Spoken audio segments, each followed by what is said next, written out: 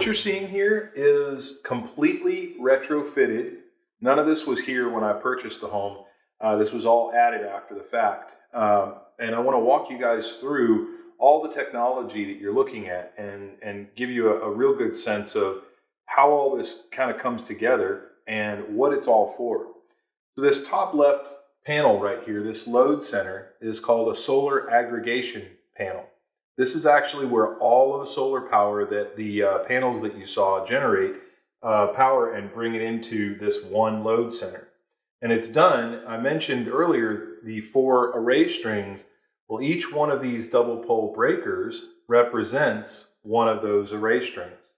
And these are controllable breakers and connect to our adapt energy panel, which we'll talk about here in a moment. So you'll notice this wire here connected to this breaker has a little box on it. This is actually called a current transformer. This thing's job is to read the power that the solar is producing that's coming into this circuit breaker. And I have one on each one of these circuit breakers so that I can monitor each one of the solar array strings individually.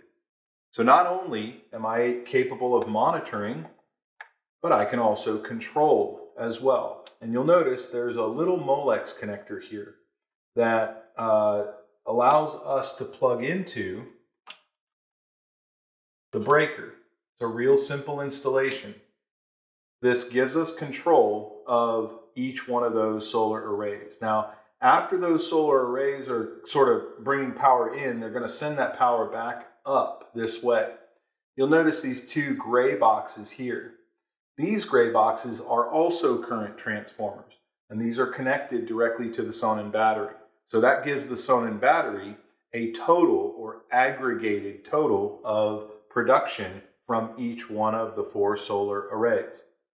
And the last piece here is this guy right here. He's called a PV meter, a photovoltaic meter. Basically, these current transformers plug into this meter, and this meter is actually connected to the Sonnen battery. So normally you wouldn't have to do this, but because I did install my batteries somewhat far away from the solar aggregation load center, I went ahead and chose this method instead and had to put this guy in. Now to the right is the adapt energy panel. When this ships, it ships all ready to go, completed and done. It's actually got a black cover on it that says adapt energy. And you do have to bring a few wires of your own in, but very few. You're only going to need to bring in power. And from there, you're going to connect your relay control wires to however many relay control breakers you're going to be controlling. I'm going to walk you through the components in this panel, but one thing I do want to call attention to about the panel in general and its design is it's a component level design. Now there are a lot of other companies out there that are making products that are what I consider to be board level designs. And these designs are all integrated on one single circuit board. The relays and all the goodies, the power supplies and things, typically all built into one board. This is not necessarily a good thing, and we certainly don't believe it is, and that's why we chose to do it this way. The reason why we don't like a board level design is because if something were to happen to any one of the little pieces on the circuit board, maybe a relay or something goes bad, you actually have to replace the whole board. So you're actually pulling the panel out and putting a new panel in. And it could also render everything that you're controlling in terms of the loads, well, dead. Meaning your washer, your dryer, your HVAC systems, all of those things might be, well, dead. And so rather than go with a board level design, we chose a component level design to make sure that we don't put a customer in that position. Component level design allows us to, number one, make sure that if something were to fail, the whole thing doesn't fail. And then number two, make it field maintainable. And I'll walk you through how we do a few of those things. So to start with, up at the top left here, you're going to see this little gray device. This device is called a plug trap. It's kind of a weird name. I'll rename it just for the sake of understanding. It is the Super Special Surge Protector. This guy right here can take a massive lightning strike or an overvoltage situation. The beauty of this piece is it's self-sacrificing.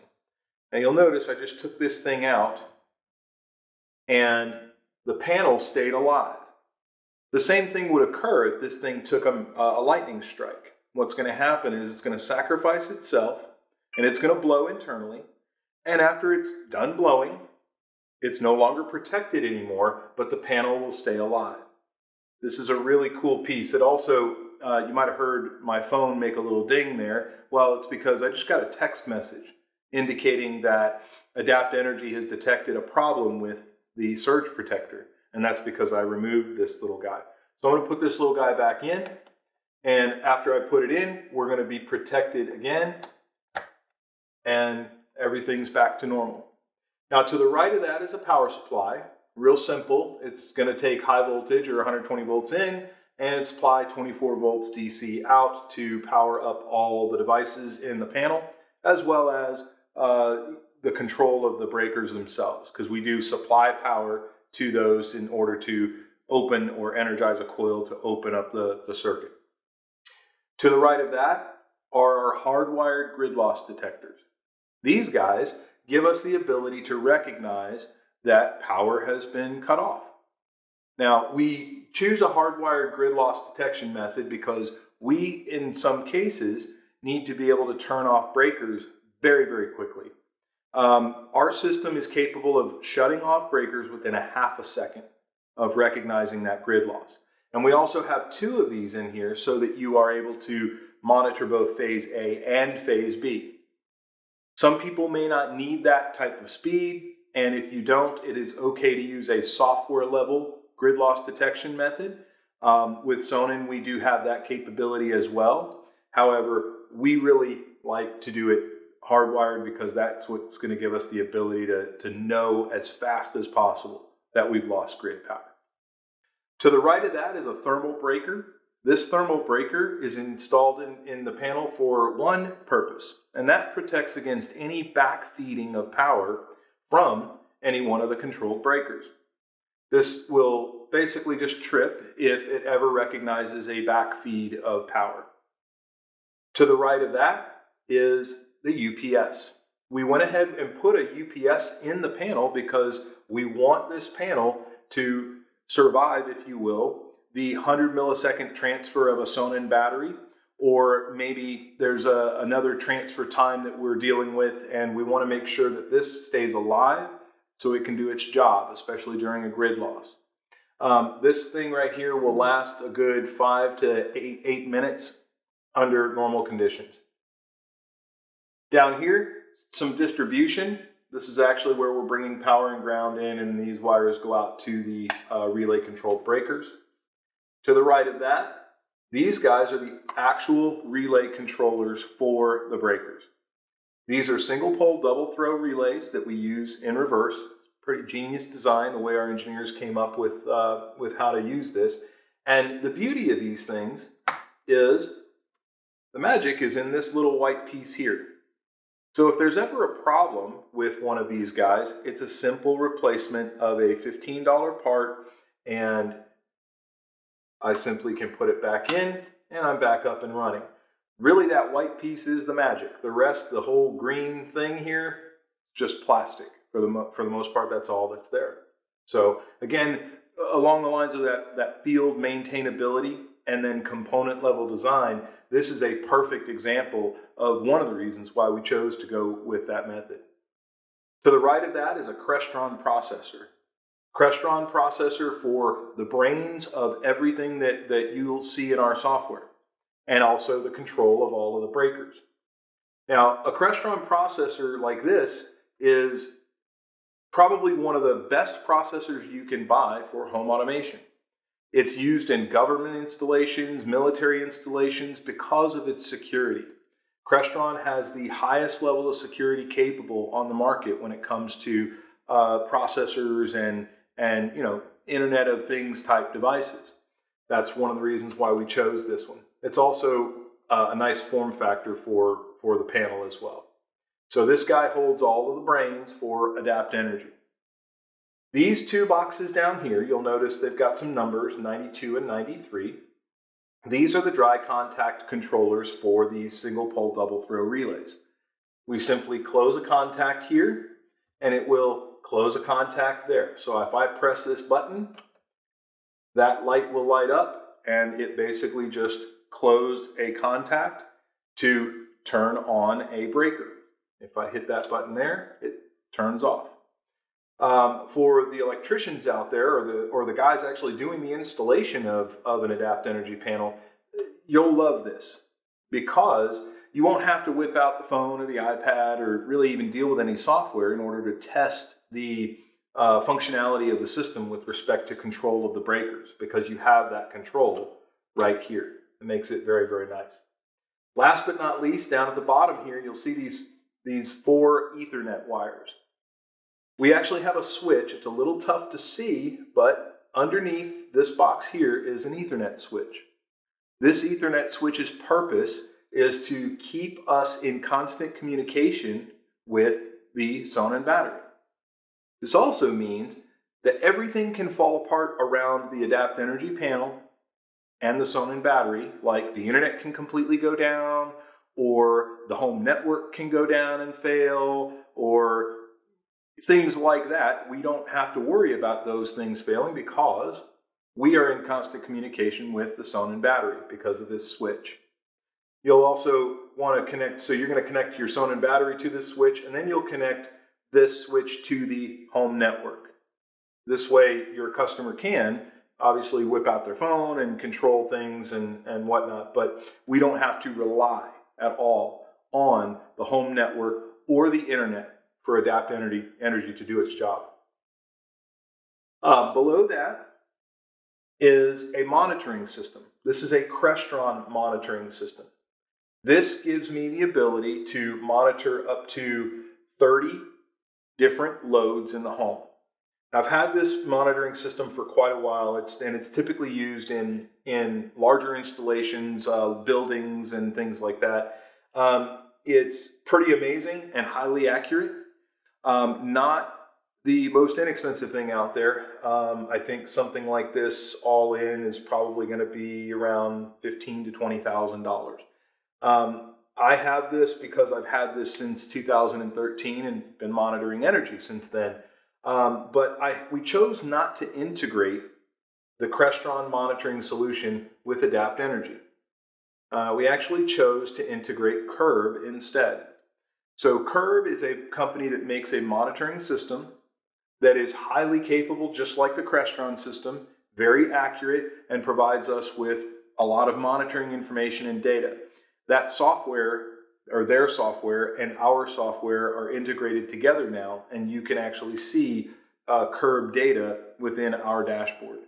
The difference in price, pretty dramatic. $399 for a Curb unit like this. I actually chose to put 2 in, and I'm now capable of monitoring 36 different loads in the home. And so I went ahead and sort of loaded it up to try and match as much of what I already have with the Crestron monitoring system. To the right of that is the load center. Now, inside of this load center, it's all pretty standard stuff in terms of the breakers until you get to here. You'll notice that we have some, they're a little larger, and it's very similar to what we saw. Actually, it's identical to what we have over here. These we are controlling. We are not controlling any of these. So when I lose grid power and we go on battery power, these guys are all going to be powered up. These may or may not be powered up depending on how we've configured the system and what these should do based on a grid loss. Now, I actually have a 4-ton and a 3-ton AC unit inside of this load center.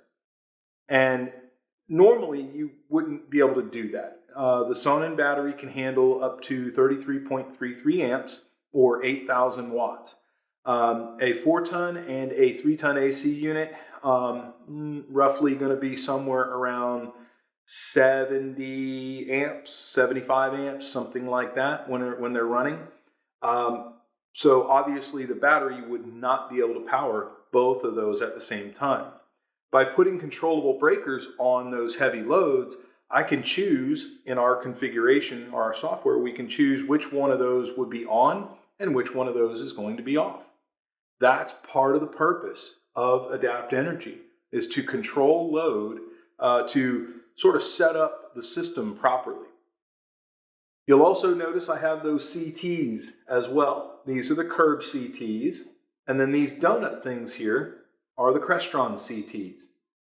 So these guys are actually connected to this panel down here, and these guys are connected to our curb devices right here. So all of this, again, was done as a retrofit and didn't really take too terribly long. I think we probably had this done in about a day and a half, all in. So not too terrible of an installation.